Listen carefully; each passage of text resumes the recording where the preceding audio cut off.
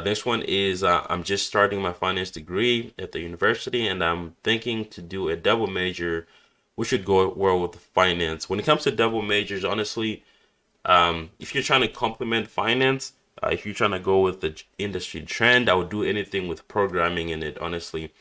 And sometimes you don't even have to get a double major. You can get a certification in Microsoft Excel, Python, um, any programming skills are going to be really great, actually.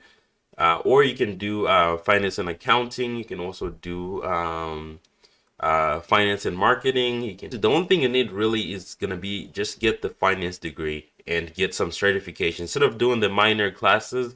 Get some certifications if you know what industry you want to get into. Let's say you want to go to Wall Street eventually. You want to work in asset management, for example. You want to manage portfolios, right? There's so many asset management firms that are easy to get into. Let's say that's what you want to do. Instead of minoring in another thing, you can get certified on how to use a Bloomberg machine, right, to analyze stocks, right? You can get certified in stock analysis or portfolio management on the side instead of taking those minor classes. So you're doing something that's really specific to what you want to do. We can even get Microsoft Excel certification.